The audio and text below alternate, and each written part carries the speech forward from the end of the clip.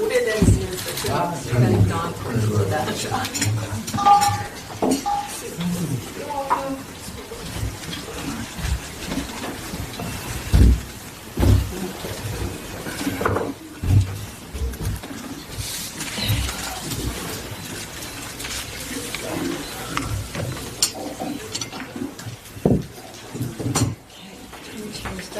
될 것 같습니다. 사람들이 정말 많네요. We really have a big turnout today. 네, 그러면 이제 이 커피 브리핑을 시작하겠습니다. 반갑습니다. 우리 한국외신기자클럽에 이렇게 많은 사람들이 와주셔서 감사합니다. 네, 오늘 우리 SFCC의 게스트님을 소개드리고 표는 없지만 우리 소개를 해드리겠습니다. 더불어민주당 이재명 대표님을 오늘 모셨습니다. 네, 감사합니다. 고맙습니다. Hello everyone, thank you for coming today. I can see that he's very popular among the foreign media today because this is a big turnout. And I'm glad and very happy to have with us the chairman of the Democratic Party, 이재명. 오늘 굉장히 인기가 좋으신 것 같으세요. 이렇게 네, 비디오 오는데 많은 사람들이 이렇게 참석해 주셔서 감사합니다.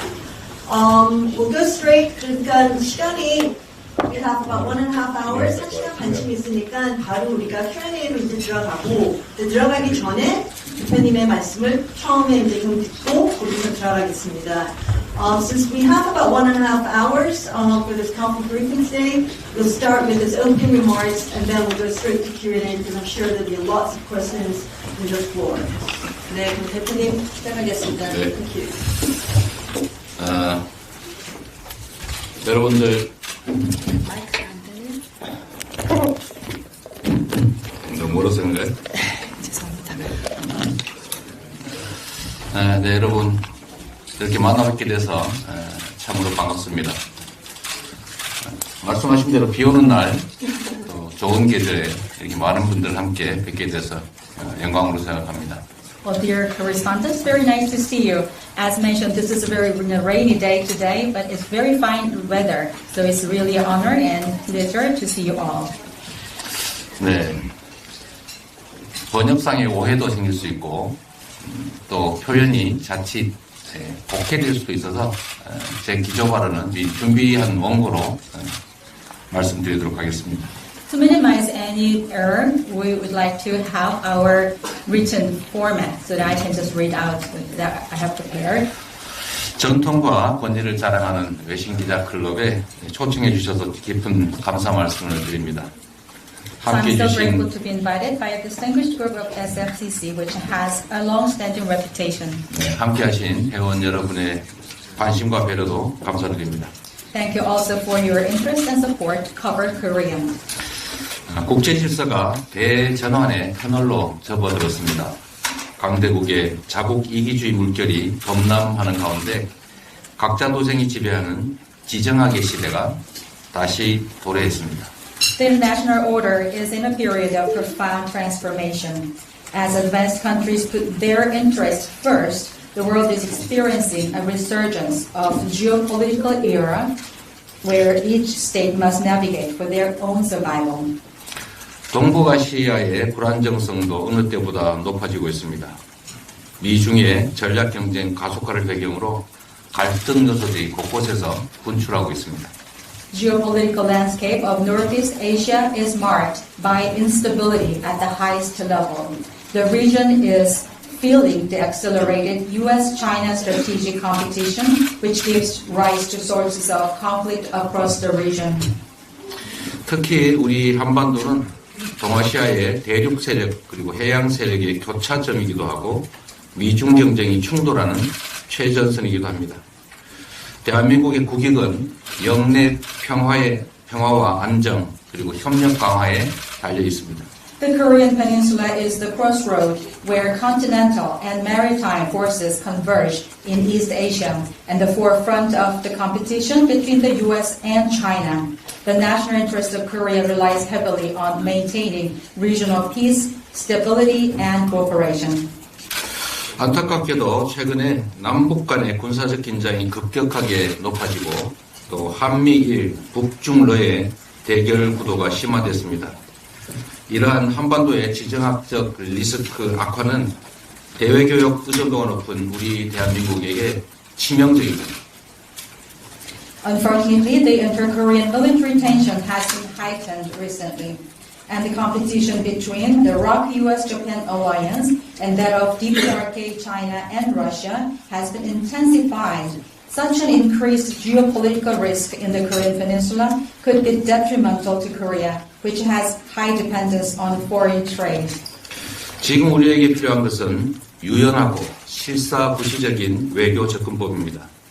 사안별로 협력의 지평을 넓혀가는 국익 중심의 유능한 실용 외교의 지혜가 절실합니다. What is needed now is a flexible and practical diplomatic approach.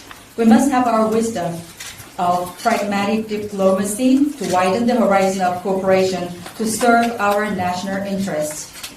그래서 몇 가지 제안을 드리려고 합니다. 첫째, 포용적인 다자 외교에 나서야 합니다.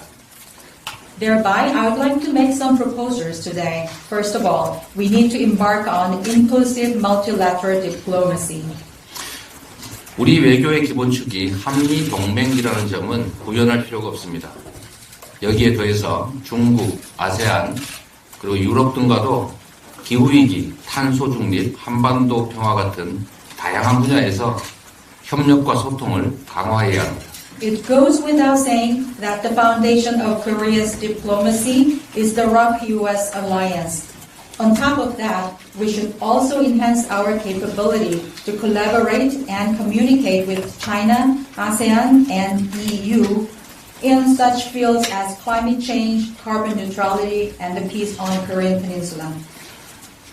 대한민국은 세계 10대 경제 대국이고 또 6위의 국방 강국입니다. 동아시아의 평화와 번영을 선도할 역량과 자격을 충분히 갖추고 있습니다. Korea is ranked as the 10th largest economy and number 6 in military power in the world. We are proud to say that we have our ability and capability to lead the peace and prosperity of East Asia. 성장한 국력과 굳건한 한미 동맹을 토대로 전략적 자율성을 발휘할 때 우리나라와 국제사회가 모두 윈윈하는 결과를 얻어낼 수 있을 겁니다. When we exert our strategic autonomy based on the strong national power and solid ROK-US alliance, we'll be able to achieve a win-win outcome for both Korea and the international community. 두 번째로 우리 산업을 보호주의와 차별로부터 지켜내야 합니다. Second, we have to protect Korean industries from protectionism and discrimination. 한미 정상회담이 2주 앞으로 다가왔습니다. 핵심 현안은 대한민국 경제의 생명인 반도체에 대한 차별을 바로잡는 것입니다. The Korea-US summit is to take place in 2 weeks. One of the core issues is to correct discrimination against Korean semiconductor industry, which is our lifeblood of the Korean economy. 반도체 지원법, 보조금 신청 요건 완화, 또 한국 기업의 중국 반도체 공장에 대한 장비 수출 규제 유예의 연장을 분명히 요구해야 합니다. I urge our administration to ask the U.S. administration directly to revise the eligibility criteria for the tax incentives under the IRA and to extend the grace period of export control measures for Korean chip makers producing semiconductors in China. 신뢰에 기반해서 상호 존중하는 동맹으로서 해법 마련에 나서줄 것을 양국 정부에 당부드립니다. I strongly request both governments to work together to find solutions as allies based on trust. 세 번째, 한반도 평화 정착에 역량을 집중해야 합니다. Third, we need to put our utmost on peace building on the Korean Peninsula. 싸워서 이기는 것보다 싸우지 않고 이기는 것이 더 낫고 싸우지 않고 이기는 것보다는 싸울 필요가 없는 상태, 즉 평화를 만들어내는 것이 최선의 전략입니다.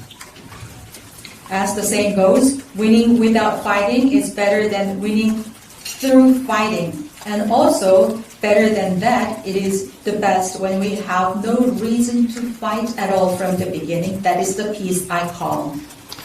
평화를 위해서 강력한 국방력과 안보 태세를 갖추는 것은 필수입니다.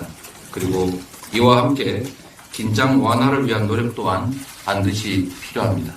To make that happen, it is essential to have ironclad defense power and national security readiness. At the same time, we need also to make efforts to create detente as well. 올해는 한미동맹 70주년이자 정전협정 체결 70주년이 되는 해입니다. 한미동맹도 진영 대결 동맹을 넘어서서 평화 선도 동맹으로 업그레이드 되어야 합니다. This year, as you know, marks the 70th anniversary of both ROK-US alliance and the armistice agreement. It is time to upgrade the ROK-US alliance from that for ideological competition to that of peacemaking. 최근 미국 조야에서 대북 대화 트랙 복원 요구가 거세지고 제기되고 있습니다. 한반도 평화를 위한 진정성 있는 해법 모색에 양국 모두가 조속하게 나서야 합니다. From the U.S. recently, we hear more and more bipartisan requests to restore dialogue with the DPRK. Both the ROK and the U.S. should immediately come up with sincere solutions for the peace of the Korean Peninsula. 특히 한반도 비핵화 원칙은 반드시 지켜져야 한다는 점을 강조합니다. Most of all, I want to highlight that the idea of denuclearized Korean Peninsula is non-negotiable and must be fully attained. 한일 관계 개선은 동북아 안정을 위해서 반드시 필요한 일입니다. I agree that enhancing relationship between South Korea and Japan is necessary for the stability of Northeast Asia. 그렇다고 일본 전쟁 범죄 피해자의 권리를 박탈해서는 안 됩니다. But it does not mean that the rights of war crime victims of Japan can be violated. 인류의 보편적 정의와 양심에 어긋나는 강제동원 제3자 변제 방안은 철회되는 것이 바람직합니다. Therefore, I believe it is ideal for us to have the discarding of the third-party reparation method for the victims, because it is against the universal conscience and justice of humanity.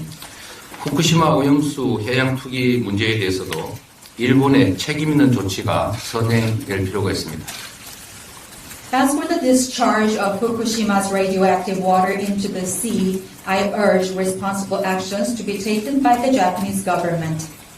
우리 정부도 주변 국가들과의 공동조사, 또 국제연대기구 구성을 적극 추진할 필요가 있어 보입니다.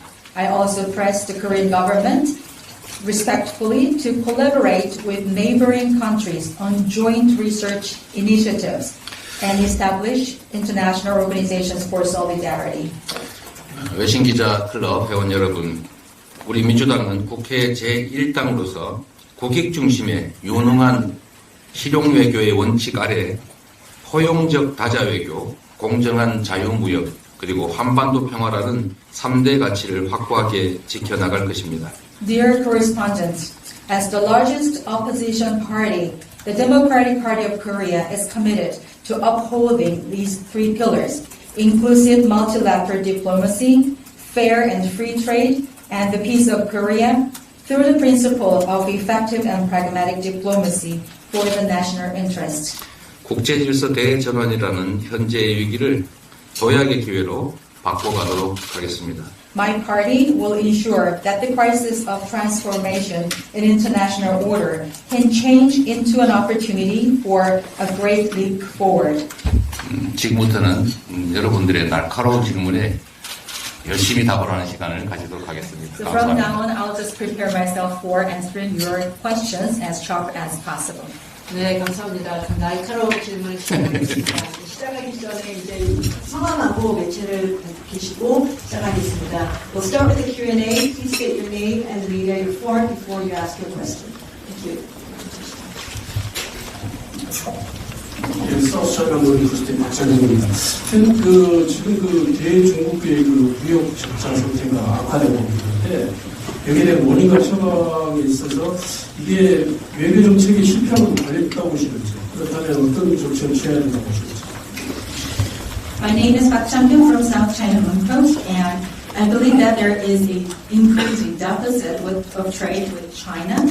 What do you think is the reason, and how can we solve the problem? Is it because of the failure of the diplomatic matters? Can you please show us your way forward? 네, 역시 날카롭고 또 어려운 질문입니다. It was as sharp as possible and also very difficult to answer. 대한민국은 대외 무역 의존도가 매우 높은 나라이고 또 그 중에서도 대중 무역 흑자가 매우 큰 비중을 차지하고 있습니다.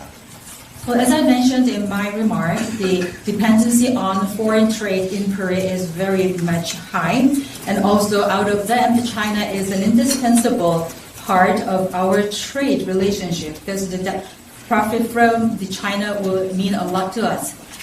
최근에 대중 무역 적자가 가장 큰 폭을 차지할 만큼 대중 수출 문제는 심각한 상황입니다.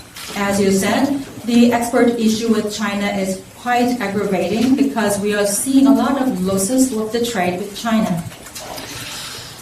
좀 최근에 여행 해제국에서 대한민국이 배제되기도 했고 저번 사드 사태로 인해서 직접적인 제재까지 있었기 때문에 한국의 대중 수출 의존도가 매우 높은 상황에서 지금 중국의 적자 문제는 대한민국 경제의 위기 또 위험을 초래하고 있습니다. As you also briefly mentioned, there can be many reasons, like the exclusion of Korea from the Chinese list of the free countries to travel to. Also in the past, we experienced issues with that issues, and as you all remember, so that is causing our great deficit with China, and that is, I believe, as a part of a crisis. 세계 경제 상황이 어쩔 수 없다고 하는 측면도 있겠지만 그러나 외교 상황이 이 무역 문제, 수출 문제에 영향을 미치지 않았을 것이라고 말할 수는 없을 겁니다.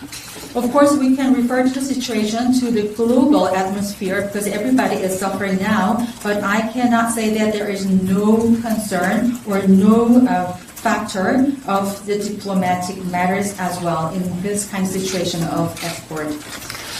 최근에 한미일 또 북중러의 진영 대결 구조가 심화되면서 이런 외교적 상황이 경제 문제에 악영향을 미치고 있다는 생각을 합니다. As I also briefly mentioned in my remark, there is a strong competition between the two alliances, Korea, Japan, and the US, and also that of China, North Korea, and Russia. Because of this heightened competition, probably the diplomatic issues must have some influence on the economic factors.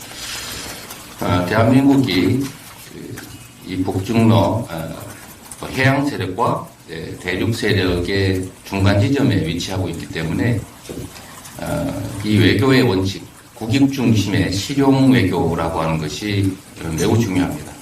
Also, as I mentioned, we are at a crossroad between the maritime forces and the continental forces, which are represented by these countries, as I mentioned. So this location is really important for our diplomatic and national interest. 한미 동맹도 고도화되어야 하겠지만 또 그와 좀 다른 부분이라고 할 수 있는 한중 관계라고 하는 것이 전략적 협력 동반자 관계로 보통 지칭이 되는데 한미 동맹과 한중 전략적 협력 동반자 관계는 양립 불가능한 것이 아닙니다. Of course, the ROK-US reliance should be advanced in the future and further developed. But on the other side of the story, there is a relation between Korea and China. We call it the so-called strategic cooperation partnership. So I do not believe that we have to choose between the two relationships, between ROK-US relationship and Korea-China relationship. 질문하신 경제 상황을 타개하기 위해서 외교의 그러니까 국익 중심의 실용적인 외교라고 하는 원칙을 좀 더 강화하고 실천할 필요가 있다고 봅니다. You also asked me how I can solve the problems, and in order to solve these kind of economic situations, I emphasize once again these diplomatic principles that can be based on pragmatic diplomacy for the national interest. 네. Thank you. Next.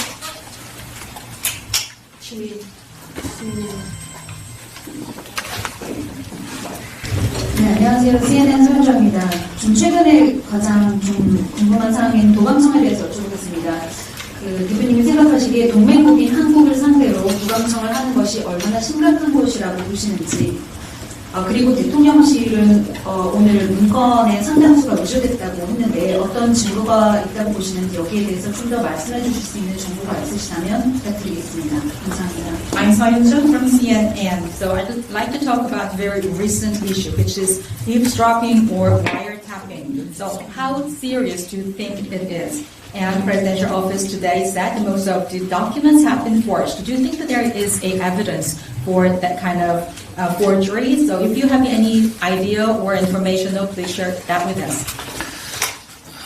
이게 도청인지 아니면 한국 정부가 지금 발표하는 것처럼 문서의 위조인지에 대한 정보는 저보다는 우리 CNN의 서 기자께서 더 많이 가지고 계실 것 같습니다. Whether the current issue is the matter of eavesdropping or kind of the forgery issues, probably you know better than I do because you're presenting CNN. 실체적 진실을 저희로서는 확인할 수 없는 상태이긴 합니다. 그러나 미국 언론에서 이 사실이 보도됐고 상당한 논거와 근거들이 있기 때문에 저희로서는 만약 이게 사실이라면 신뢰에 기반한 한미 동맹을 훼손하는 매우 실망스러운 사태다라고 생각합니다. Well, there's no way for us to know the fact. So fact-checking is not possible at the moment for us. But we have seen a lot of logics and the basis from the reports of the United States. So if it is true, because our two countries are based on the alliance, based on the trust, that is kind of disappointing to me, if that is true. 한국 정부가 발표한 것처럼 이것이 사실이 아니고 문서 위조의 결과이기를 바랍니다만 그러나 객관적 상황들을 보면 실제로 도청이 이루어졌을 가능성을 배제하기 어렵습니다. I do hope that this can be an issue of forgery as announced by the Korean government. I'm siding with them. However, I cannot rule out the fact that it can be an issue of eavesdropping based on the objective stories heard. 우리 민주당 입장에서도 이 도청의 실체 여부, 그다음에 실상에 대해서 사실 조사를 국회 차원에서 최대한 해내고 또 이게 사실이라면 재발 방지와 또 미국 정부의 사과 그리고 우리 정부의 도청 방지를 위한 노력이 있어야 된다는 점을 촉구하고자 합니다.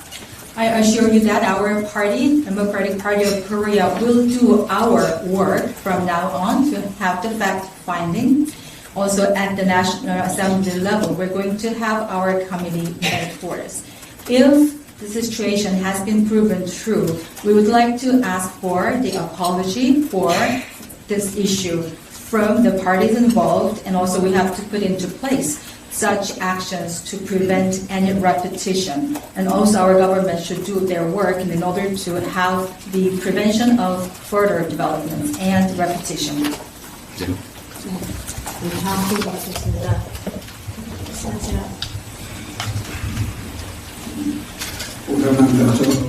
영국스카이 유세민 주석이고요. 지금 북한의 핵 한도를 거의 완성을 해서 미사일에 장착을 해서 지금 남한이 전 지역이 사정권에 들어가 있습니다. 그래서 한미일 군사 협력이라든가 동맹이 필요한 시기라고 얘기를 하는데 지소미아를 그렇게 복원시킴으로써 한미일 동맹이 이루어져서 북한의 핵에 대처하려고 하는 상황입니다. 어떻게 생각하십니까? 고요. 두 번째는 우리 한국도 자체 내 핵을 개발해야 되는 시기가 아니냐 이렇게 말씀드립니다. 그래서 혹시 핵 공유라든가 또는 전략적 핵무기 배치에 대해서는 어떻게 생각하십니까? 감사합니다. I am Bang Joo-seok from the UK. North Korea has shown its capability of placing their missiles on the missile defense systems and also their missile launch systems. And South Korea, we believe, is in the range of the missile systems and programs of North Korea. At this juncture, we have the alliance of trilateral in the countries, Korea, US, and Japan. And GSOMIA is believed by some people to be restored, to have the stronger alliance in order to prevent against ourselves against these nuclear programs. What do you think about the situation about this? The second question is that do you think that Korea is also in need of having the development of nuclear programs as many people insisted? Now is the time for us to have the nuclear programs as many people say. What do you think about that? 너무 중요한 그리고 너무 많은 주제의 질문이어서 답하기가 좀 어렵긴 합니다. Well, the questions are manifold and so difficult as well as important. So now I find myself in an overwhelmed situation. 우선 북한의 핵무기 개발 또 미사일 개발이 남측의 안보를 위협하는 상황이기 때문에 북한의 이 점에 대해서는 강력한 규탄의 뜻을 표합니다. Now that North Korea's development status of the nuclear programs and missiles are in the level of threatening South Korea, I strongly condemn the developments by North Korea. 이 문제에 대한 대응 방식은 강력한 국방력을 구축하는 것, 또 한미 동맹을 강화하는 것, 또 확산 억지 전략을 확대하는 것 등등의 여러 가지 방안들이 실제로 진행되고 있습니다. 또 바람직한 일이기도 합니다. There can be many ways of tackling these issues, and they are actually underway, and I believe they are very desirable. For example, we have to improve our national military power, and also we have to upgrade the ROK-US alliance. Also, the extended deterrence is another way of doing this, and all of them are very desirable. 이미 대한민국의 군사력은 세계 6위에 이를 정도이고 북한은 이미 핵무기를 개발한 상태라서 전쟁이라고 하는 것은 곧 상대방의 또는 피하를 구별하지 않고 한반도 전역의 절멸을 의미합니다. As I said, South Korea has the sixth largest military power in the world, and now North Korea, as you know, has their nuclear program. So as you can imagine, if there is any war, the word is not identifying whether you are foes or allies. Everybody will be ruined in any war. 남한의 세계 6위를 자랑하는 전력, 군사력, 그리고 거기에 대해서 굳건한 한미동맹, 그리고 확고한 확장 억지 전략 때문에 추가로 한미일 군사동맹, 특히 한일 군사동맹까지 필요한 상태는 아니다. I'm sure that the current level of ROK-US alliance is sustainable to have the strong power in the military, to have the extended deterrence. I don't think that this is a time for us to need more alliances with Japan. Like, for example, trilateral relationship is not in need at the moment. 오히려 한미일의 군사 협력을 넘어선 군사 동맹, 한미일 군사 동맹은 북중러의 군사 동맹 또는 진영 대결을 격화시켜서 소위 안보 딜레마를 확대시킬 가능성이 높습니다. If we, however, go ahead with having the trilateral alliance in the military manner, that would likely have the causation of security dilemma, as I call it, because it can naturally stimulate the stronger alliance within the North Korea, China, and Russia. 자체 핵개발 또는 핵무장 문제는 일단 현실성이 없고 또 실효성이 없다는 점을 지적하고자 합니다. Well, you also asked this question about South Korea's military programs. Well, if we happen to have these kind of nuclear programs, I do not think that this is viable, nor is it effective. So there is no reason to have them. 특히 독자 핵무장을 하게 될 경우에 생기는 첫 번째 문제는 NPT 탈퇴를 해야 되기 때문에 국제사회의 경제 제재로 대한민국이 살아남을 수가 없는 상태가 됩니다. So if we have to follow the international rule, if we are having our nuclear programs independently, that means we have to get away from the NPT treaty as a treaty. That we will be subject of the economic sanctions by the members of the international community. There is no way for us to Korea to survive. 북한처럼 되겠죠. Maybe South Korea can be another North Korea. 두 번째는 이게 동아시아의 핵무장 도미노를 불러오게 될 겁니다. Also, if we do that, that will lead to other countries in East Asia to try to be armed with nuclear programs also.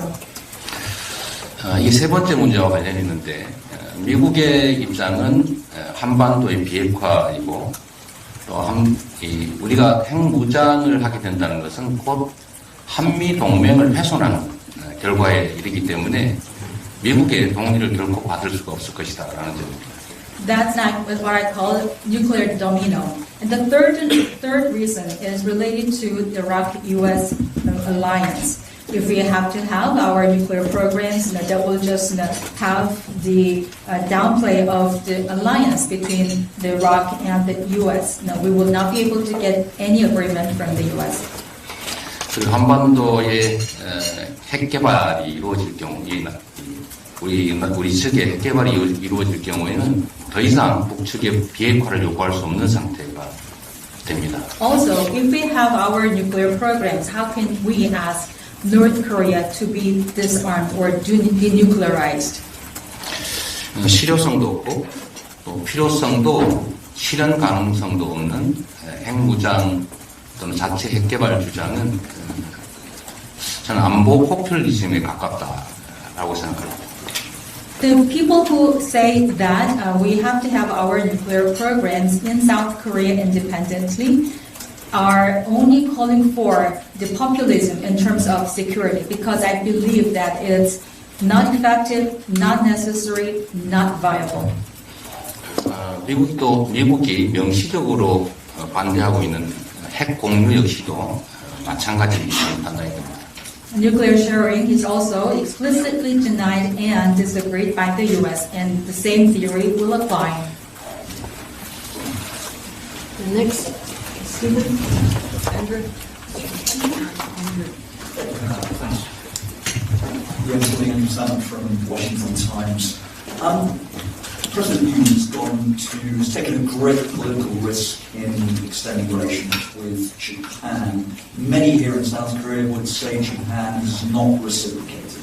How do you think Japan should respond to President Yoon's outreach? And a second question, if I may, and forgive me for asking this question. It's a personal question, but it is in the public interest. 5 persons close to you have died, as of course you know. This raises a question. Are you, Lee Jae-myung, a dangerous man to know? 워싱턴 타임스의 앤드류입니다. 두 가지 질문 드리겠습니다. 첫 번째, 윤석열 대통령께서는 국민의 반대에도 불구하고 정치적인 리스크를 걸고 일본과의 새로운 합의에 도달을 하셨는데, 한국에서는 봤을 때 일본이 그에 상응하는 조치를 취하지 못하고 있다라고 하는 것이 여론입니다. 일본이 어떤 대응을 해야 한다고 생각하시는지 여쭤보고 싶고요. 두 번째는 정말로 죄송하지만 좀 개인적인 질문을 드리지 않을 수 없겠습니다. 많은 분들이 관심을 갖고 있기 때문인데요. 대표님의 측근 중에서 5분께서 지금까지 사망을 하셨습니다. 저희가 이재명이라는 인물을 위험인물로 보아야 할까요? 일단 두 번째 질문과 관련해서 제 주변의 분들이 이 검찰의 수사를 받다가 그것도 본인들이 문제가 아니고 저를 수사하는 과정에서 이렇게 누명을 달리는 점에 대해서는 참으로 안타깝게 생각합니다. 매우 유감스럽게 생각합니다. Let me answer the second question first. Well, and as you said, the people who are close to me have passed away during the investigation by the prosecution. It's not their fault to be being investigated by the prosecution. It was because of me, 이재명. 저는 그들의 사망에 대해서 어떤 영향도 미칠 수 없는 상태입니다. I feel very regretful to the fact that I am in position of having no influence over their conditions or situations. 더 이상 이런 일들이 벌어지지 않기를 바랍니다. I only wish that this kind of things will not be repeated in the future. 일본과의 이번 정상회담은 우리 국민들께서는 매우 실망스럽게 바라보고 계십니다. To the first question, the result of the summit with Japan has been a source of disappointment to the public of Korea. 말씀드린 것처럼 한일 관계 개선은 반드시 필요하고 또 미래지향적이어야 합니다. As I mentioned in my remark, the relationship enhancement between South Korea and Japan is necessary and it should be proactive and future-oriented. 외교의 가장 기본은 균형이라고 생각합니다. 어느 한쪽도 손해봤다는 생각도, 어느 한쪽도 과도하게 이익을 봤다고 생각되지 않아야 합니다. My belief about diplomacy is in balance. No one, no single party should take all the benefits or all the gains. 그런데 이번 한일 정상회담의 결과는 얻는 것은 없고 잃는 것만 많았던, 일본으로서는 얻는 것은 많고 잃는 것은 없는 그런 결과이기 때문에 우리 국민들께서 매우 실망하고 계시다고 생각합니다. But if you look at the results of the Korea-Japan summit this time, for Korean side it was all losses and no gains. And the opposite is true to Japan. That's why Korean people are very much disappointed. I'm going to go to the end to give me 이상 기자님.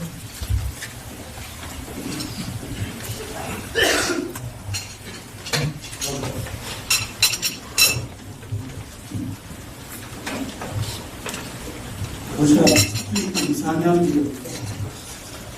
한국의 방지하기 그동안 윤석열 대표적인 맹목적 친밀하게 해왔습니다. 실상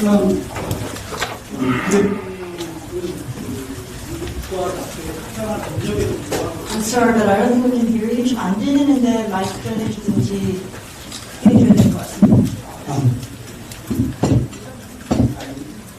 잘 들리시나요? 다시 말씀드리겠습니다. 선의가 되고 않습니다. 한국의 범진보 진영은 그동안 윤석열 대통령의 외교 정책을 맹목적 친미로 비판을 해왔습니다. 실상 대통령은 미국과 나토의 상당한 압력에도 불구하고 우크라이나 무기 지원을 계속 안 하고 있습니다. 버티고 있다는 표현이 가능하다고 보는데 또한 비대칭적 조건의 미국 주도 반도체 공급망 재편 정책은 10%에 대해서도 완벽하게 즉각적으로 수락하지 않고 한국의 자체 반도체 산업 발전 비전을 달 수가 있습니다. 이 대표님께서 정치적 라이벌이지만 한 번쯤 좋게 평가해 주실 수 있는 것이 싶습니다. 감사합니다. I'm from Russia Sputnik. My name is Isan. Yeah. So I have a question regarding your stance about the Yoon administration, because the progressives in Korea said that Yoon administration is blindly pro-US. But in actuality, I believe that the Yoon administration has not been responding to the request by the US and NATO to provide weapons to Ukraine for the Ukraine war. And he is almost withstanding from these requests. Also, for the semiconductor industry, even though he had been requested to have the cooperation to the United States for the semiconductors, he's not accepting it. He's actually making the vision for the Korean-style semiconductor development. So that's the truth. So although you are a rival of President Yoon, do you have any chance to have a moment to praise him for these things? 국가 경영을 책임지는 국가 수반으로서 수없이 많은 업무를 처리하기 때문에 그 중에서는 당연히 잘하는 일도 또 부족한 일도 있을 겁니다. Of course, if you are head of a country governing the whole national agenda, there are so many things to handle. Of course, there can be some things that you are very good at it, but those deserve praise. 지적하신 것처럼 지금 외교가 너무 편중되고 있다는 점들에 대해서 우리 국민들이 많은 걱정을 하고 계십니다. As you mentioned, diplomacy is the source of kind of worries and concerns by the general public in Korea because it is too much biased. 외교에서는 옵션이 많으면 많을수록 좋다고 합니다. In diplomacy, they say that the more options, the better. 좀 더 다양하게, 다양한 국가들과 다양한 방식의, 다양한 의제에 대한 외교적 노력이 있기를 바랍니다. What I want from his administration is to have the diversity in diplomacy so that it has more dealings with more different diversified countries in different diversified manners on various agenda. That's what I wish to see. 네, 감사합니다. 저쪽에 아까 누가 저기 맨 뒤에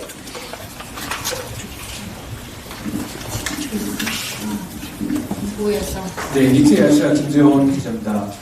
아까 그 강제동원 제3자 문제에 대해서 철회하는 게 바람직하다고 하셨는데요. 그래서 이 문제에 대해서 대통령께서 생각하시는 해법은 뭔지 궁금하고요. 또 만약에 다음 대선에서 집권하게 되신다면 제3자 문제 방식을 무효화하는 그런 생각이 있으신지 궁금합니다. My name is Kim Jong-yeon from Asia. You said in your remark that the third-party reparation method should be discarded immediately for the victims of the forced labor in Japan. So what is your solution for that if that is not being discarded? And if you become a president, do you have any wish or plan to make it annul? 만약에 어떻게 된다면 하는 그런 가정적인 상황에 대한 가정적인 답은 적절하지 않은 것 같아서 안 하겠습니다만 지금 한일 간의 강제동원 제3자 변제 방식은 우리 정부의 일방적인 제안이었고 장관 간의 합의사항이 아니었기 때문에 무효화하고 어쩌고 할 수 있는 사안도 아닌 것 같습니다. Well, this latter part of your question is based on the assumption, so I will not be able to answer any of the things that is based on the assumption because the future is unknown to us. But based on the current conditions of the result between Korea and Japan relations, actually for the forced labor issues, the third-party reparation method is a unilateral decision by the Korean government, not an agreement between the two countries. So it is not a subject of annulment at all either. 물잔의 절반을 일본이 채워줄 것으로 기대하고 물잔의 절반을 채워서 제시했는데 그 물잔은 결국 엎어지고 말았습니다. When the proposal was made by the Korean government unilaterally, they wished that the half of the cup can be fulfilled by the counterparty, Japan, but that cup actually has been withdrawn. 해법이 뭐냐라고 물으면 제가 즉답할 수 있을 정도의 그런 답이 있었다면 지금까지 이 문제가 이렇게까지 오지 않았겠죠. You asked for the solution. If I had any of the solutions, now I could have done anything so far, and I could have solved problems. I wouldn't be here like this. 그러나 중요한 원칙들이 있습니다. 그 첫째는 인간의 보편적 인권은 존중되어야 한다는 것이고 국가는 개인의 보편적 인권을 포기할 권한이 없다는 것입니다. But there are very fundamental principles. One of them is that there is a universal human rights to be protected. And secondly, no nation or state has the right to override the individual human rights. 침략과 인권 침해에 대해서는 역사적 사실을 명확하게 서로 인정하고 또 피해에 대해서 사과 반성하고 또 그 기반 위에서 적절한 양해와 합의를 통해서 미래지향적으로 가는 것이 바람직하다라는 점은 분명하게 말씀드릴 수 있습니다. In the history book, aggression is the truth. Human rights violation is the truth. We have to acknowledge the facts in the history mutually, and then that requires apology and reflection of the offender. Based on that, afterwards, we can have the agreement and we can move forward to the future. Okay, next. 안녕하세요. 유지하는 기자입니다. 아까 말씀하신 거에서 외교에 대한 기본은 균형이고 서로가 과도하게 한쪽이 과도하게 이익을 안 하자는 말씀하셨는데요. 사실 남북 관계에서 지금 북한이 한국과 대화를 하지 않으려고 하는 게 한국과 대화를 했을 때는 어쩔 수 없는 게 자기네한테 없다고 지금 주장을 하고 있고 실제로 지금 연락선도 끊긴 상태입니다. 이 상황에서 한국 정부가 어떤 식으로 북한이 다시 테이블에 나올 수 있게 설득을 해야 될지 의견을 듣고 싶습니다. Well, in your remark is that diplomacy should be based on the balance and no one single party should get everything while the other party is not having anything. But if you look at the inter-Korean relationship, North Korea says that they're not going to talk with the South Korea at all because they have nothing to earn from us and there is no liaison relationship at the moment. So how can you persuade North Korea to be on this negotiation table once again? 대화 테이블로 불러내고 실질적인 성과를 만들어내는 구체적 방법이 뭐냐라고 물으신다면 저는 전문 외교관도 아니어서 그 답을 드리기는 어렵습니다. If you really want very specific answers or the methods to do that, to put them on the negotiation table once again to get the actual results, I'm not a politician, I'm not a diplomatic person that I can answer that question. So I don't have that kind of answer right now because I'm not a diplomat. 전 세계의 유능한 외교관들이 지금까지 노력해왔지만 아직까지 그 해법을 찾지 못해서 지금 이 상태가 유지되고 있는 것입니다. I've seen all the capable diplomats from the world have been delving into this issue. No one good solution has been found so far. That's the situation we are in now. 그러나 분명한 것은 이 문제가 계속 악화되도록 방치되어서는 안 된다는 것이고 또 하나 중요한 것은 사람이 만든 문제는 사람의 노력으로 해결해 갈 수 있다는 것입니다. However, what is evident and clear is that we should not let the situation be this way so that it can be aggravated in the future. We should not let it just this way. And second thing, what I believe is that any man-made thing can be resolved by humans again. 전쟁 중에도 외교는 합니다.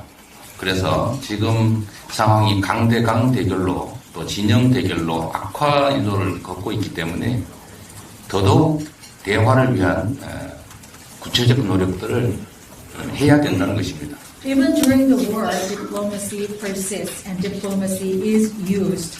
But the situation we are looking at right now is the ideological competition and the force competition. We should not let it go this way.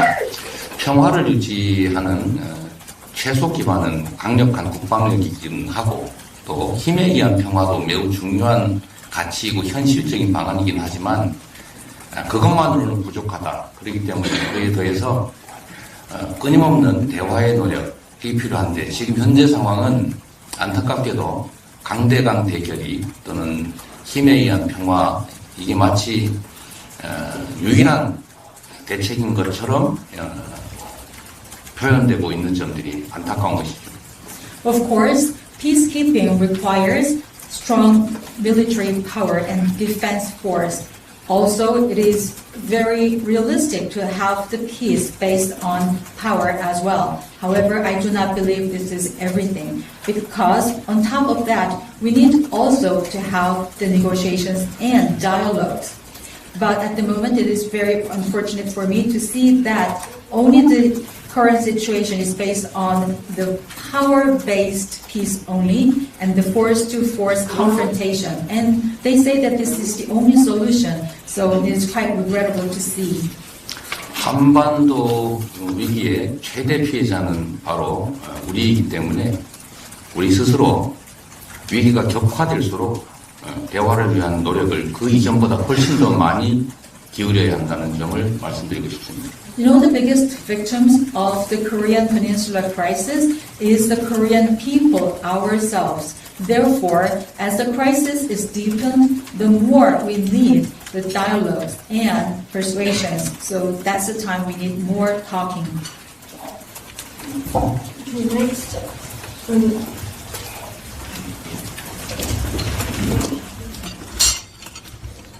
안녕하십니까. 일본 마사지신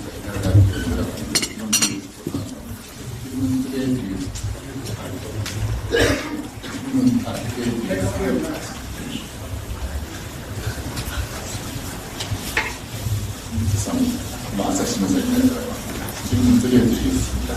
먼저 그 대표님께서 지금 옛날에 성남시장 하셨을 때 사법개혁에서 시설을 하는 것 같아요. 현재 주장님께서 부장이신 그런 못하셨습니다. 네, 지금 잘 마이크가 잘 안 들리는데 어떤 성남시장에 성남시장 하셨을 때 다른 사건에서 좀 기소된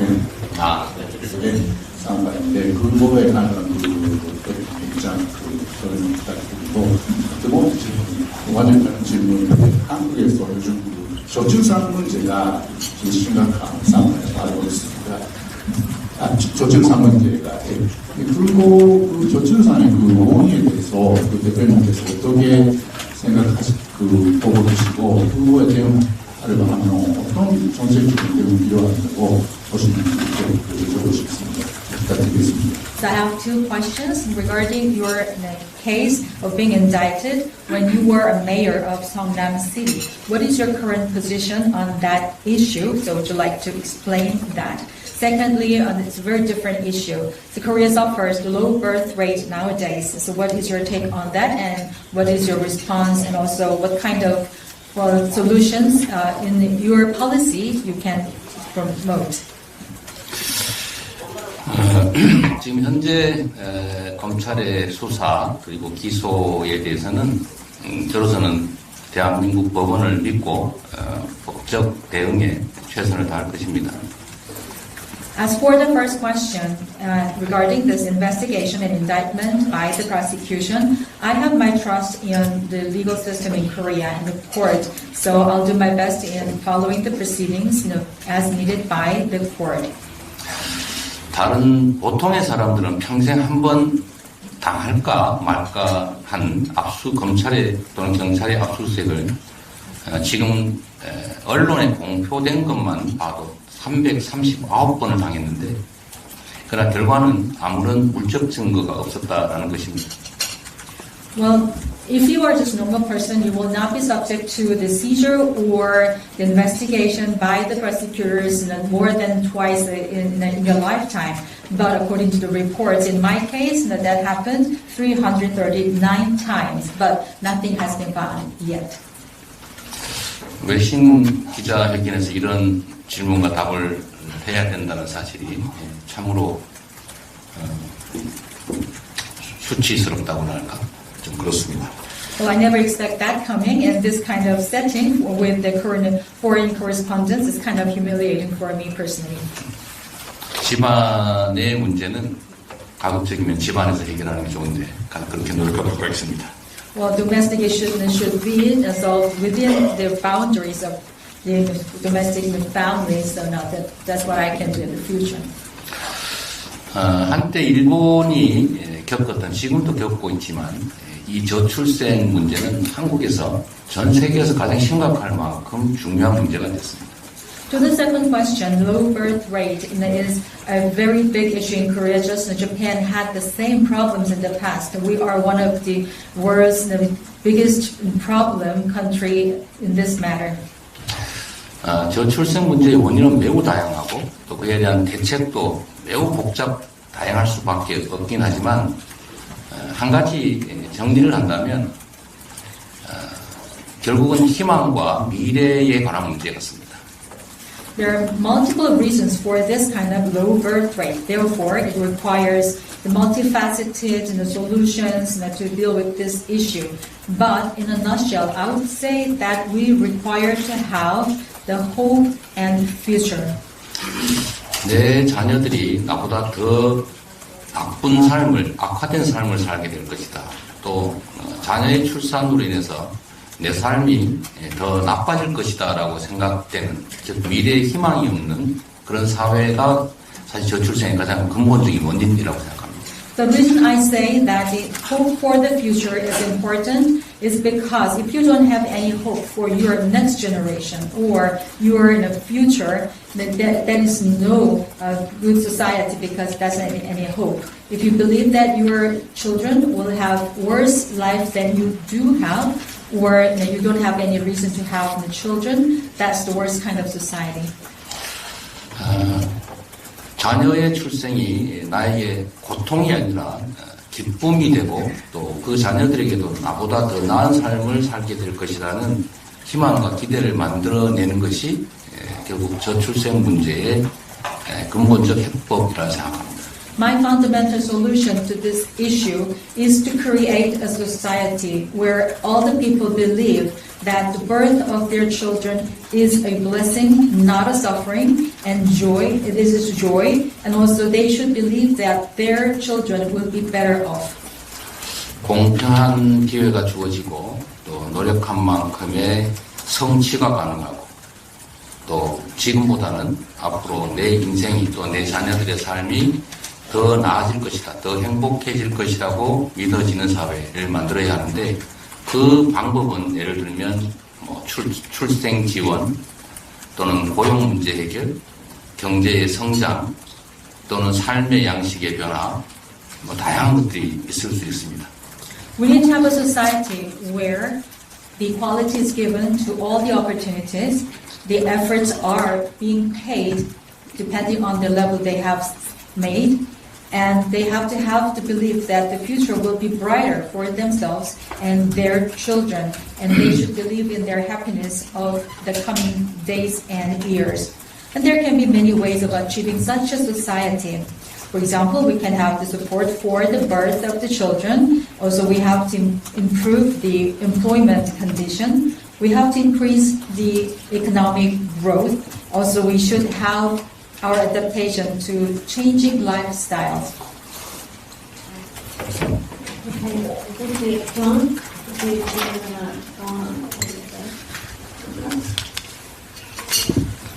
my name is John. I have a couple of questions. One is that you're not the only political leader who faces charges these days. In the U.S., another political leader, former president, is also facing charges. Some people say this is all politically motivated. Would you share a certain sympathy with the former president, and do you regard your charges like his as politically motivated? Do you have any comment on that? And the second question, I'm sorry to ask two questions at once. Second question is rather different. I'm wondering about policy toward Taiwan. The sense is that Korea really would not want to get involved in a war in defense of Taiwan, to which the American president is committed and to which Japan is also committed. Do you see quite a different role for Korea vis-a-vis Taiwan? Thank you. 두 가지 질문 드리겠습니다. 전 세계적으로 정치가가 기소가 되는 것은 한국만의 일이 아니고 미국도 마찬가지여서 전 대통령이 현재 기소 위기에 있는데요. 이것이 정치적인 동기에 의한 것이라고들 이야기를 합니다. 대표님께서 이 부분에 대해서 공감을 하시는지, 그리고 미국의 전 대통령이 드는 이런 부분에 대해서 어떤 코멘트를 주실지 여쭤보고 싶습니다. 두 번째는 이제 양안 정책에 관해서 대만의 정책을 어떻게 펼쳐가시는가에 관해서 한국은 이 대만 정책에 대해서 일본이나 미국만큼 그렇게 관여하거나 깊이 직접적으로 할 생각은 없는 것으로 보입니다만 한국의 양안 정책 그리고 또 대만 정책에 대해서는 어떻게 다른 나라들과 다른 역할을 할 수 있을 것이라고 보시는지요? 재판 기소에 대해서는 아까 말씀드린 것으로 대체하도록 하겠습니다. 특별히 더 드릴 말씀은 없습니다. Well, for the first question, I think I have already answered some of the questions in my previous answer regarding my indictment and my story with the prosecution. I have nothing further to add. 대만 해협을 중심으로 긴장이 계속 고조되고 있고 또 극단적 사태로 발전할 가능성이 있다는 그런 우려들이 많습니다. Regarding the Taiwan issues on the straits, we see the tension increasing and there are reports and opinions that the extremes might happen. 국제사회의 합의라고 할 수 있는 대만 해협의 무력에 의한 현상 변경은 바람직하지 않다라는 점에 대해서 저도 공감합니다. I also agree that it is not desirable to see any of the changes in the status quo based on the armed forces on the Taiwan Straits, as agreed by the international society. Okay. I think there should be Russia.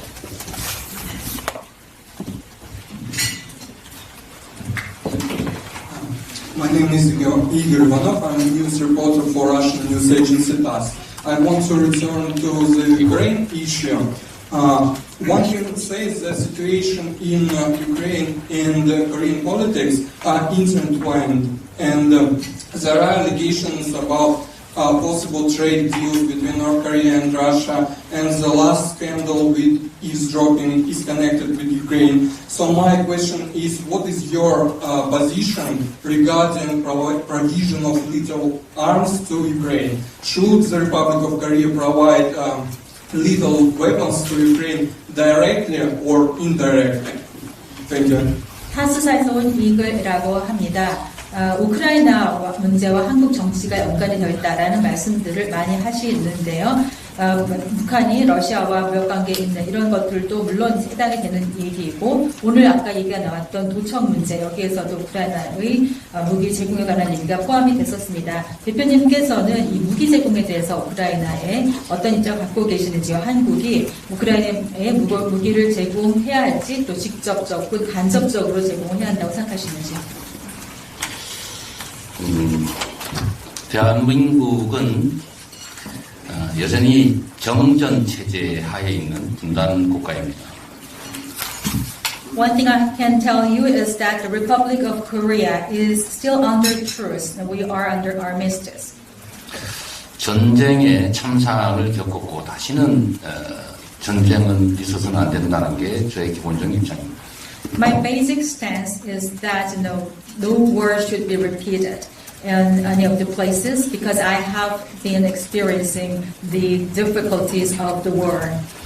우크라이나 전쟁이 조속히 종결돼서 더 이상 이런 사람들이 죽어나가고 아까운 시설들이 대량 파괴되는 그런 일이 중단되길 바랍니다. I really hope that the Ukrainian war can be ended as soon as possible so that I don't see many more of the sacrifices of the human beings or the destructions of the valuable assets and facilities. 현 대한민국 정부가 취하고 있는 태도라고 저는 판단합니다만 살상 무기의 제공은 옳지 않다, 바람직하지 않다라고 생각합니다. Of course, it's up to the current Korean administration to make the decision, but I believe that it is not desirable to provide any of the weapons for mass destruction or the killing human beings. Okay, 시간이 있으니까 우리가 다 돌아가는 상식이 있을 것 같습니다. 그러니까, okay, so I'm sure we have enough time to go around, so I'll start from here first. Rashid.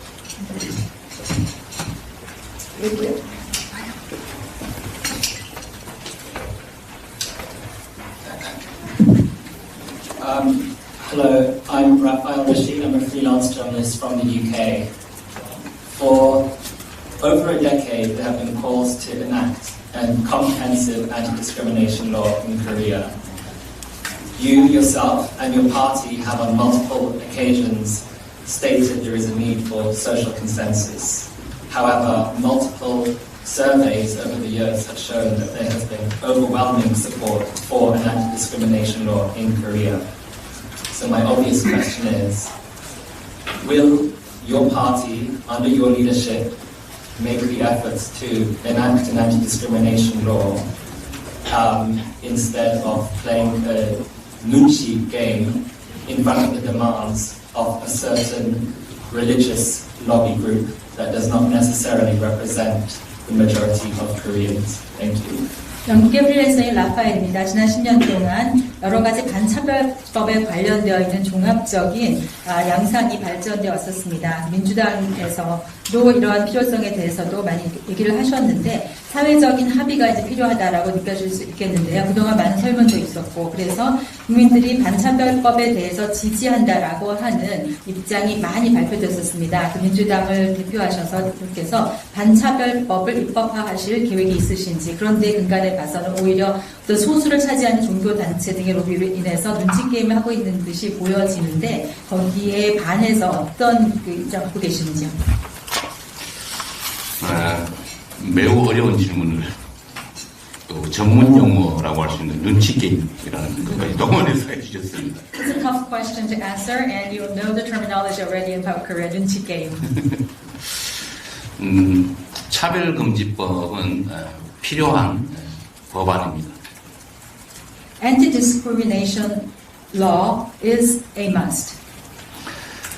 그러나 이게 새로운 사회적 갈등의 이제 단초가 되고 있기 때문에 사회적 합의를 위한 노력을 계속해 나가고 가능한 빠른 시간 내에 입법하는 것이 필요하긴 합니다만 무리를 해서까지 밀어붙일 사안은 아니라는 생각이 듭니다. Of course, it should be based on the social consensus because it is beginning to be a kind of sources of conflict in the society. I believe that the sooner the better for this enactment to be made, but at the same time we cannot just push it ahead unilaterally.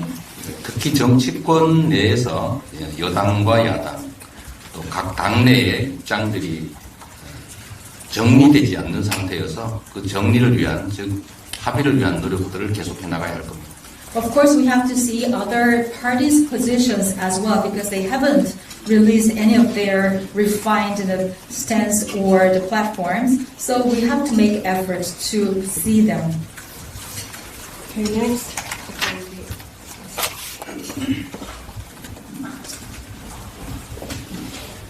네, 안녕하십니까. 저 일본 지지통신사의 김호진입니다. 지금 현 정부의 한일 관계 개선 움직임과는 별개로 각종 한일 관계 쟁점에 대해서 민주당 의원분들이 이런저런 의혹을 제기하면서 좀 활발하게 움직이고 계신데요. 후쿠시마산 수산물 수입은 없앨 거라거나 안전성 검증이 되지 않은 오염수 방류는 반대한다는 정부 입장에도 불구하고 수산물 수입 반대나 독도를 일본에 바친다는 등의 플래카드를 내걸면서 장외 선전전에 나서고 있습니다. 이에 대해서 반대 측에서는 광우병 괴담 시즌2가 아니냐, 새로운 친일몰이를 하는 것이 아니냐라고 비판을 하고 있는데요. 이러한 민주당 의원님들의 활동에 대해서 과연 견디될지 실리될지 판단 부탁드리겠습니다. So my name is Kim Ho-jin from GG of Japan. Regarding the improvement of the South Korea-Japan relationship, there have been many of your party's members who have been expressing their suspicions about the current administration's policies, even though the government is not denying that. For example, some of your members of the DPK are saying that the fish or the seafood products from Fukushima will be imported to Korea, and the release of the wastewater in Fukushima will be made into the sea, although there is an allegation otherwise. And also they say that this administration is willing to provide dokdo to Japan. They are just putting their playing cards on the street as a part of their propaganda. And also they even say that this will lead to the season 2 or this pre-war of the mad cow disease in the previous administration. And also they are just pushing many people as the pro-Japanese. So do you think that some of your members' activities like this can be a plus point or negative point for your party as a whole? 우선 사실관계부터 바로 잡을 필요가 있어 보입니다. 질문 속에 민주당이 독도를 일본에 바친다는 현수막을 내걸었다라고 하는데 그건 팩트 확인이 필요한 일 같습니다. Well, to answer the question, let's start with the fact-finding first. You said in your question that members of the DPK putting the fine card saying that Dokdo is to be provided to Japan. We have to find the fact if it is true or not. 오히려 그런 것 자체가 괴담일 수 있는 거죠. Probably that's another kind of rumor. Who knows? 수산물입니다. 후쿠시마산 수산물 수입 규제 문제는 국제재판소에서 승인한 합법적 조치입니다. And then the control on the import on the seafood produced in Fukushima is in line with the rulings by ICC, International Ruling. 일본 정부는 후쿠시마산 농수산물 수입 재개를 위해서 노력하고 있고 또 이번 정상회담에서도 논의되었을 것이다 또는 논의되었다는 보도들이 잇따르고 있기 때문에 우리 국민들께서 그 점에 대해서 우려하는 것은 너무나 당연하고 또 야당으로서 그 문제를 지적하는 것 역시 야당의 본연의 책임이라는 생각이 듭니다. It is understandable that the Japanese government is trying to renew their business of exporting their agriculture products from Fukushima. And allegedly, in the reporting, that issue was mentioned in the summit between Korea and Japan. And they have their obligations in that. So therefore, it naturally leads to the concern of the general public. And also, as a representative and also the members of the opposition party, it is only natural to mention those things. 오염수 방류 문제 역시도 태평양에 접한 많은 국가들이 우려를 표하고 있고 환경단체들도 마찬가지 입장입니다. Regarding the discharge of the wastewater in Fukushima into the sea, this is also getting the attention of many of the countries in the Pacific region and also the international organizations and NGOs. 국민의 생명과 안전에 관한 이 문제들에 대해서 대한민국 정부가 명백하게 입장을 밝히거나 또는 논의 여부를 분명하게 확인해 주지 않는 등의 이런 불투명한 부분들이 있기 때문에 야당으로서 당연히 그 문제들을 지적하고 또 우리 국민들께 호소하는 것 역시 우리 당의 책임이라는 생각이 듭니다. This is a very, very important issue for the safety and the livelihood of the general public. But the Korean government has not been explicit in terms of their positions, or they didn't talk about whether they have mentioned in such settings. So we don't know whether that was also a topic under the summit or not. Everything has been not transparent so far. So therefore, it is only natural for the opposition party leaders to indicate those issues, let the people know about them, and also have the agreements from the people. It's only our responsibility to let it known to the people. 다시 한번 말씀드리지만 저는 한일 관계 개선이 필요하다라고 생각하고 있고 또 그런 한일 관계 개선을 위한 노력을 끊임없이 해야 한다고 생각합니다. I have to reiterate myself saying that I believe in the importance of the better relationship between South Korea and Japan. I am a firm believer that efforts should be made in that direction. 지구촌이라고 하는 하나의 어쩌면 거대 공동체의 일원으로서 이 일본이 이웃 국가들에 대해서 좀 더 많은 배려를 해주시기를 부탁드립니다.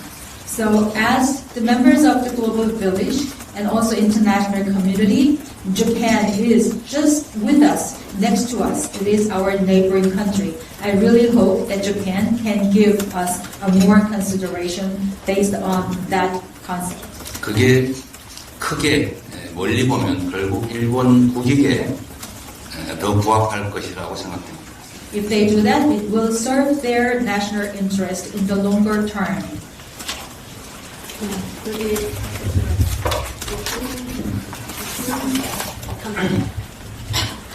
네, 안녕하세요, 대표님. 알자지라 방송의 김우성입니다. 이런 방안에 저희 시민여러분 와서 또 질문을 이렇게 많이 받아주셔서 감사합니다. 제가 드리고 싶은 질문은 크게 두 가지인데요. 대표님께서 모두 발언에서 한국은 포용적 다자 외교를 해야 하고 그리고 또 한미 동맹은 진영 대결 동맹을 넘어서 평화 선도 동맹으로 업그레이드 돼야 된다고 말씀하셨는데요. 하지만 사실 현실은 녹록지 않은 것 같습니다. 한국은 북한의 위협 때문에 그리고 일본이나 미국 같은 경우는 중국을 더 염두에 두고 한미일 협력을 더 공고히 하려고 하는 것 같습니다. 대표님께서 실용 외교를 해야 된다라고 말씀하셨는데 이 실용 외교를 할 수 있는 한국의 민심을 넓힐 수 있는 방안이 있다면 어떤 게 있는 건지 조금 더 구체적으로 설명해 주실 수 있는지 부탁드리고요. 그리고 이제 5월이면은 일본 히로시마에서 G7 정상회담이 열립니다. 한국도 이제 G7 정상회담에 초청을 받았고요. 그리고 일부에서는 G7을 확대를 해서 한국이 G8로 참여를 해야 된다라는 논의들도 있는데요. 사실 이 G7이 서방 진영의 클럽으로도 볼 수 있는데요. 만약에 한국이 참여할 수 있는 옵션이 있다면 이런 참여하는 것이 포용적 다자 외교를 위해서 한국이 받아들이는 게 옳은지 아니면은 선택을 하지 않는 게 좋을 것인지 대표님의 전에 어떠신지 여쭤보고 싶습니다. 감사합니다. My name is Musa from Al Jazeera. It's been 1.5 years since I saw you in person. Thank you very much for coming. I have two questions. First, you mentioned the importance of the inclusive multilateral diplomacy in your presentation. And also you mentioned that the ROC-US alliance should be upgraded to that of leading peace.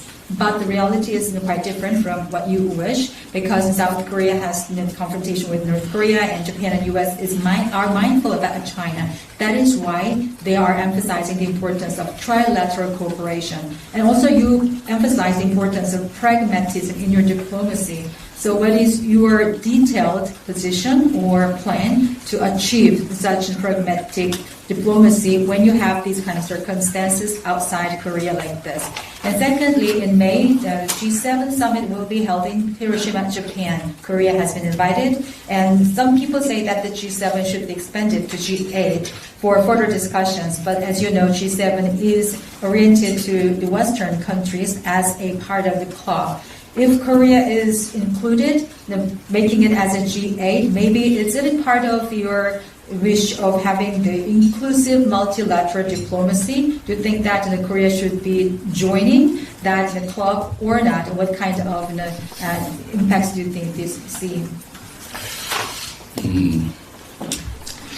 말씀드렸던 것처럼 대한민국은 해양 세력과 대륙 세력이 부딪히는 반도국가 처지에 있습니다. As mentioned, Korea is geographically located in between the maritime forces and the continental forces because it is a peninsula. 반도 국가들은 역사적으로 보면 흥과 망의 길을 아주 극단적으로 갔던 것 같습니다. Well, if you look at histories of the peninsula countries, they have gone through all the ups and webs, like ups and downs. 저는 이 해양 세력 그리고 대륙 세력이 충돌하는 지점에 위치한 반도 국가의 선택은 강력한 국력에 기반한 자국 중심의 실용적 외교 정책이 반드시 필요하다라고 생각합니다. So for a country like Korea, which is located in the geographic manner between the maritime and continental forces, what they have to have, as the history teaches us, is very strong national power and the power of the country and pragmatic diplomacy based on the national interest. 선택을 강요당할 게 아니라 우리가 주변국의 선택지를 제시할 수 있어야 합니다. It means that we should not be asked to make choices. We should not be asked to take sides. We have to be able to give options to the neighboring countries.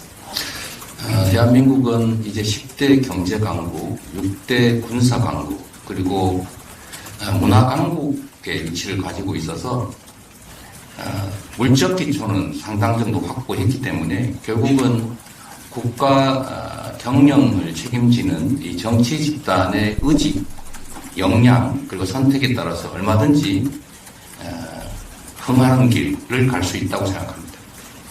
As I said, Korea is now ranking as 10th in terms of the size of the economy. We have the number 6 strongest military power. We also have K-culture, as everybody agrees. We also have our culture foundation. So it means that we have those kind of basic conditions for becoming a better country.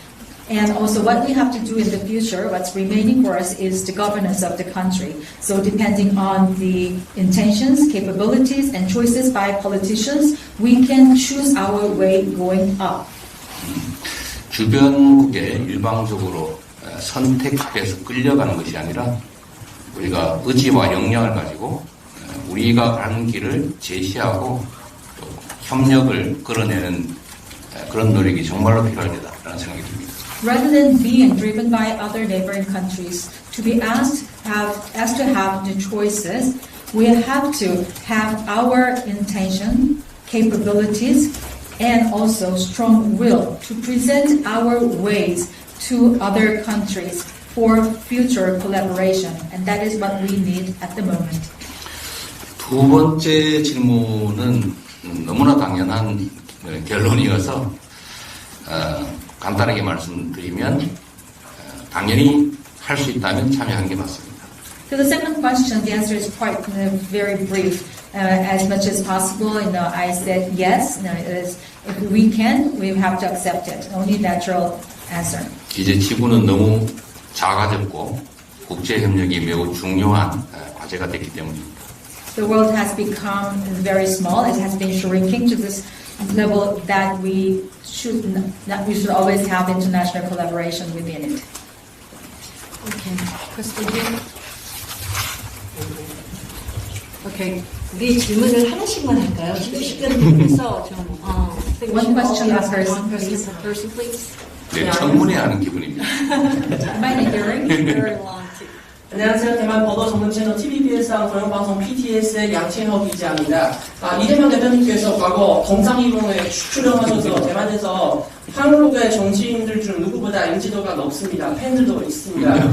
네, 질문드립니다. 한미와 한중 동맹과 동반 관계 양립 불가능이 아니다라고 말씀하셨습니다만 러시아가 우크라이나를 침공한 후 중국이 대만을 무력 통일할 가능성이 높아진다는 경례가 많아졌습니다. 사실 대만도 대화를 원합니다만 중국은 우리를 인정해주지 않습니다. 만약 중국이 대만에 침략하면 이런 한미 한중 관계 건전 아니면 실용적 외교 여전히 가능하다고 보십니까? 그리고 중국의 무력 침공이 발생하면 이재명 대표님과 민주당의 입장 그리고 한국이 그 다음에 어느 쪽으로 대처해야 할지 여쭤보고 싶습니다. 감사합니다. My name is Yang Jian-hyun from PTS Taiwan. So, Mr. Leader, you were on television and Taiwanese people have watched you on TV entertainment programs as a reality show. So you have your fandom in Taiwan lately. And my question is about the diplomatic relations. You said in your remark, it is possible for you to have the better ROC-US alliance and then also better Korea-China relationship. But now that Russia has invaded Ukraine, many people worry about the future possible invasion by China into Taiwan or the armed-based integration. Of course, Taiwan wants to have the dialogue, but China is not trying to listen to Taiwan or not recognizing at all. If China invades Taiwan, what is your stance based on your pragmatic diplomacy and also the ROC-US alliance? If China invades Taiwan, what is the position of your party and also your country as a whole? 제가 1시간 후에 저 앞에 무슨 일이 벌어질지 저도 알 수 없습니다. No one knows what would happen to me in one hour from now on. 대만에 앞으로 벌어질 극단적 사태의 경우에 어떻게 대응할 것인지를 고민하는 것도 중요하지만 그런 it would be 일이 very important for us to be concerned about what could happen to Taiwan in these kind of extreme scenarios. 그런 일이 벌어지지 않도록 하는 방안이 무엇인지를 고민하는 것이 훨씬 더 가치 있을 것 같습니다. At the same time, it would be also valuable for us to discuss how we can prevent those things from occurring together. 말씀드린 것처럼 대만 해역을 중심으로 한 현상은 무력에 의해서 변경되지 않는 것이 바람직하다라고 하는 것에 동의한다고 말씀드렸습니다. 그렇게 되지 않도록 우리 국제사회가 함께 노력하는 게 더 중요한 일일 것 같습니다. Earlier, I said that it is not desirable for us to have any changes of the status quo in international arena, especially around the Taiwanese Straits, and I strongly believe that. So it should not be changed by any armed forces. 네, 먼저 맨 끝에 안녕하세요. BBC 월드 서비스 구은하 기자라고 합니다. 저희 우리나라도 이제 지리적으로 가까운 우크라이나, 러시아에서 전쟁이 일어나면서 난민 문제가 좀 여러 번 거론이 되고 있는데요. 우리나라가 OECD 국가 중에서도 난민 인정률이 상당히 낮은 국가인데 얼마 전 법무부에서 재심화를 더 어렵게 하는 방안으로 이제 정책을 개정안을 내놨습니다. 그래서 난민 정책에 대한 대표님의 생각을 좀 여쭤보고 싶습니다. My name is Ku from BBC World Service. So, because of the Ukraine war, the Korea also has faced issues of the refugees. So, as in many of the countries in the world, according to the OECD statistics, Korea is one of the lowest countries in terms of the refugees accepted. And recently, the Department of Justice in Korea has also, Ministry of Justice in Korea have made revised act or bill to make it very difficult for the refugee applicants to be re-reviewed. So what is your stance on that? 우크라이나 전쟁에 따른 난민 문제는 아직 그리고 당분간은 대한민국의 현안으로 대두될 것 같지는 않습니다.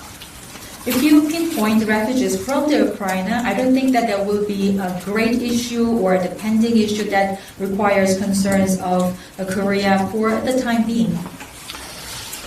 저는 원칙적으로 인간의 존엄은 인정돼야 되고 사람들의 보편적 인권은 나라를 불문하고 지역을 불문하고 존중돼야 된다라는 입장을 가지고 있습니다. In principle, my belief is that human dignity should be recognized and respected. Universal human rights should be maintained regardless of the countries or regions. Okay, we'll take a question from this table. 네, 시민신 유성기 기자입니다. 이번 정부의 지난 1년간 외교를 어떻게 규정하시는지 궁금하고요. 국익 중심의 실용 외교가 절실하다고 하셨는데 현 정부가 국익에 따라 외교를 운영하고 있다고 생각하시는지 궁금합니다. My name is Yu Sincere from Xinhua. Looking at the past 1 year of this current administration, how do you view their results of diplomacy? You yourself said that you believe in the pragmatic diplomacy for the national interest. Do you think that the current administration is doing that? And what is your estimation on that? 기대 수준에 따라서 판단은 다를 것 같습니다만 저나 또 지금 우리 국민들의 대다수의 판단은 부족하다, 만족스럽지 못하다인 것 같습니다. Of course, depending on how you have expected, the results will be seen differently. But as for me, and also for the majority of the Korean public, the results of the current administration diplomacy is not satisfactory, self-satisfactory, and not satisfactory. 저는 현 정부가 좀 더 많은 노력을 기울여서 국익에 침해가 되지 않는, 좀 더 국익에 도움되는 방향으로 외교 정책이 실행되기를 바라고, 또 우리 국민들로부터 좋은 평가를 받게 되기를 기대하고 있습니다. I really hope that this administration of Korea can make more efforts to serve the national interest, not infringing upon the national interest in terms of diplomacy, so that they can have the better approval ratings in the future by the people. 한일 정상회담의 결과는 우리 국민들의 눈높이에서는 매우 실망스러웠기 때문에 이번 한미 정상회담에서는 최소한 반도체 문제, 또 배터리 전기차 문제 등에 있어서 최소한 균형 있는 국익을 좀 확보할 수 있기를 기대합니다. As for the results of the summit between South Korea and Japan, that was kind of disappointment to the most of the Korean people. Having said that, we do have another expectation from the summit between the Korea and the US. So in this time and within the next 2 weeks, I really hope that good results can be garnered in terms of the semiconductors, electric vehicles, and batteries, so that at least we can find some ways to have the balanced diplomacy for the national interest. 외교에 있어서는 진영을 떠나서 초당적 협력이 반드시 필요하기 때문에 우리 민주당도 이번 한미 정상회담에서 우리 윤석열 대통령이 미국을 상대로 정상회담을 성과 있게 끌어낼 수 있도록 최선의 협력을 해 나갈 생각입니다. As for the diplomacy, we have to set aside our ideologies. Therefore, DPK is willing to support the Yoon administration in terms of the ROK-US summit because we have to go beyond our partisanship. So that requires our cooperation. So DPK is willing to help this current administration to have the better results from the upcoming summit in the US. 대표님을 제가 지금 질문들이 너무 많은데 대표님을 제가 20분에 보내드리기로 했다가 지금 30분에 또 이렇게 해가지고 이제는 더 이상 질문을 못 받을 것 같습니다. 받으시겠습니까? 그러면 네 받겠습니다. 여기 먼저 시작하고 뒤에 Thank you. He's willing to take more questions. 네, 한 가지만 질문드리겠습니다. 아까 그 도감청 관련해가지고 이어주신 질문은 대통령실 도청 의혹을 정부는 그 한미 동맹을 흔들려는 세력이라고 보고 있는데 이러한 세력은 국민적인 저항을 가질 것이라고 어제 대통령실 대변인이 입장에서 밝힌 바 있습니다. 혹시 정부가 지칭하는 그 세력은 더불어민주당을 지칭하는 것으로 보시는지 궁금합니다. I have a question regarding the eavesdropping or wiretapping issues at the presidential office. The office of president yesterday said that it was a result of the kind of the actions taken by the forces who are against the government and the ROK-US alliance. And that's the reporting made by the spokesperson yesterday at the presidential office. Do you think that they are referring to DPK as part of the forces to be against the ROK-US alliance and the government? 설마 그렇지 않을 것이다 라고 생각합니다. I do not want to believe that. 최초 보도한 미국 언론을 그렇게 한 게 아닌가 하는 생각이 얼핏 듭니다. The forces are not referred to us. Probably the forces are referred to as the U.S. forces of that report as in the beginning, maybe. 그러면 그 U.S. source 저기 뉴욕 타임스 계시니까 한번 직접 한번 질문을 받아보겠습니다. 뉴욕 타임스 최상원 기자입니다. 대부분 국제 문제 관련 문제를 듣는 국내 문제 하나 좀 여쭤보고 싶습니다.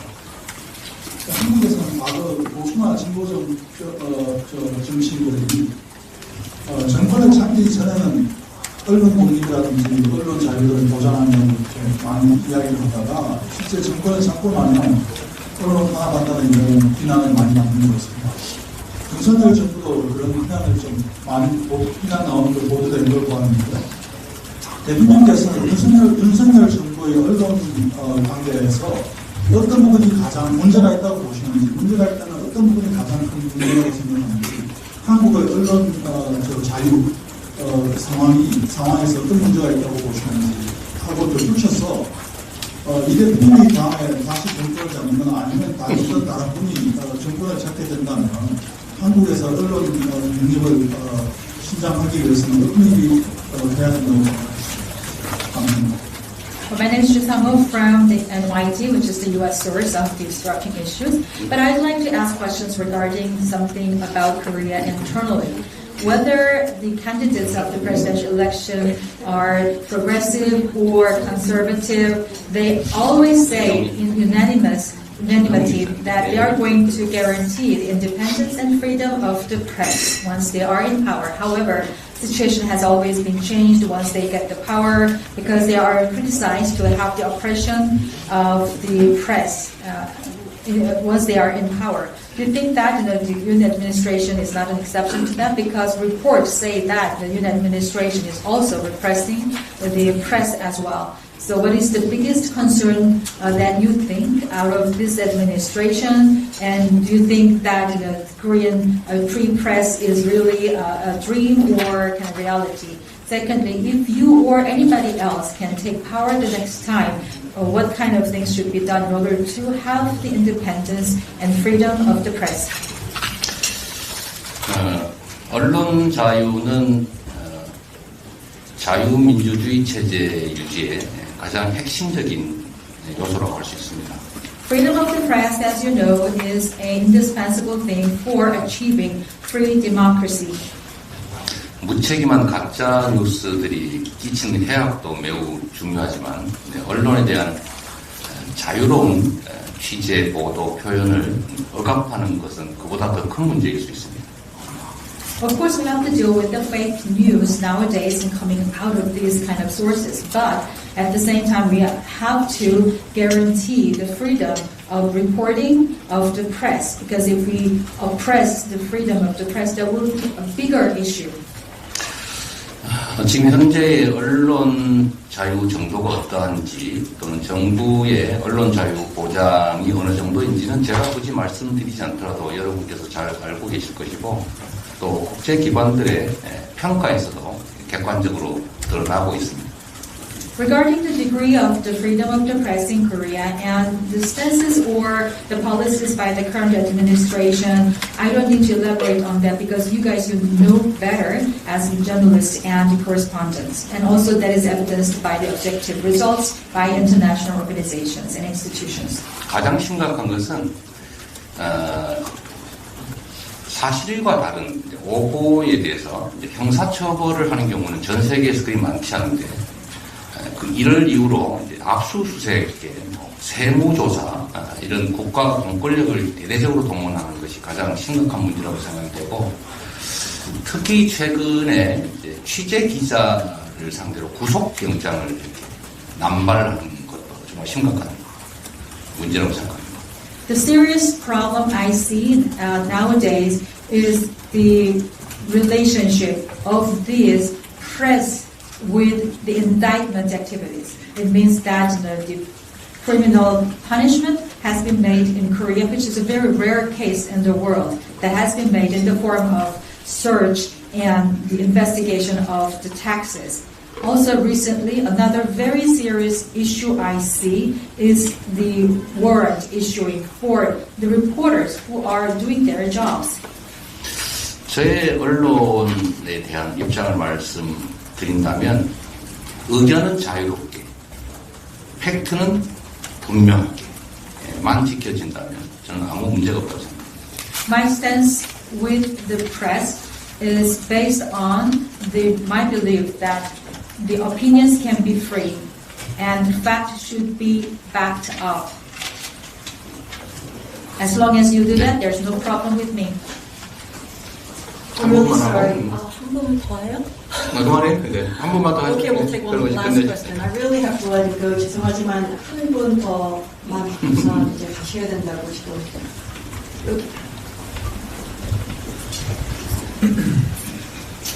Hi, Andrew Knox, The Economist. So last year's presidential election was marked by partisan rancor and personal attacks, often by proxies. In the intervening year, we've seen a great deal of gridlock, a great deal of failure to engage in a bipartisan way in domestic politics. And we're now just under a year away from arguably one of the most consequential general elections that we have seen for a while. How do you and your party intend, both in terms of conduct and platform, to ensure that the Korean people are getting a genuine political choice in this upcoming election, rather than having to pick between tribes? 지난 1년 전에 대선이 있었을 때 개인적인 비난 등등에 관련된 여러 가지 잡음도 많았었고 어려운 일이 많이 있었습니다. 그리고 1년이 지난 후에 이렇게 정권이 변화되고 나서도 초당적 협력의 모습은 잘 보이지 않고 있습니다. 총선이 이제 1년 정도 남아 있는데 그런 부분에 대해서 앞으로의 선거 과정에서도 많은 국민들이 어떠한 비난이라든지 모략 이런 것이 아니라 올바른 선택을 받을 수 있도록 하는 데 있어서 지금 현재 상황에서의 선택이나 그리고 현재 행동 또 강령 등에 대해서 어떻게 생각하시는지?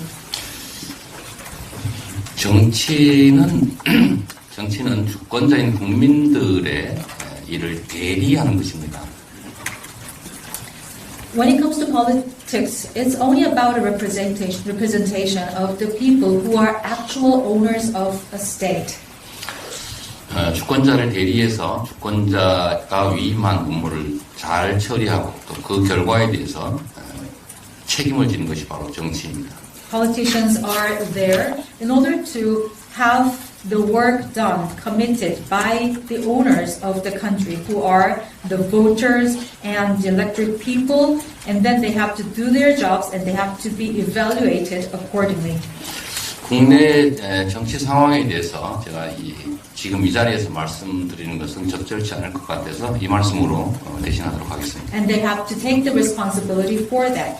However, I'm not in a position to discuss further about the domestic politics at this setting of the meeting with the correspondents, so I'd like to stop there. 상대를 파괴하는 것이 아니라 누가 더 잘하나를 경쟁하는 그래서 잘하기 경쟁이 일상적으로 벌어지는 선순환 정치가 되어야 된다. 포지티브 정치가 되어야 된다. 이렇게 생각하고 있습니다. The only thing I can add as last of my remark is that we should have a good circle politics and positive politics in which the people or the contestants are helping each other to get better, and it is a competition in a goodwill, not destroying each other. 어렵긴 하지만 정치가 전쟁이 아니라 경쟁이 될 수 있도록 노력하겠습니다. 고맙습니다. Yes, it is very difficult to do. However, I will do my best in order to make the politics is a very good competition, not a mutual destruction. Thank you very much. 이제 정말 끝나겠습니다. 오늘 너무 많은 질문들을 다 받아주셔서 감사합니다. 우리가 대표님을 이렇게 만날 수 있는 기회가 많지 않다 보니까 다양한 질문들이 오늘 나온 것 같은데 다음에 또 대표님의 자리에 모실 수 있는 기회가 있었으면 좋겠습니다. I just want to say thank you, Chairman, for taking in all the questions. I know there were lots of them. Sorry I couldn't take all of them, but it's because we don't have the chairman here that often, and so I hope that we can have you back here at the Seoul Foreign Correspondents Club. So on behalf of everyone here, 우리가 오시는 거에 감사하는 것으로 우리가 선물을 하나 드리겠습니다. 이거를 받으시고 다음에 꼭 다시 찾아뵙기를 부탁드리겠습니다. 때리는 정도는 아니에요. 가서 한번 보세요. 뭐 때리든 뭐를 하시든 그래가지고 우산입니다. 우산이라 Not it's an umbrella. 수고하셨어요. Okay, thank you everyone. 감사합니다 오늘. 네.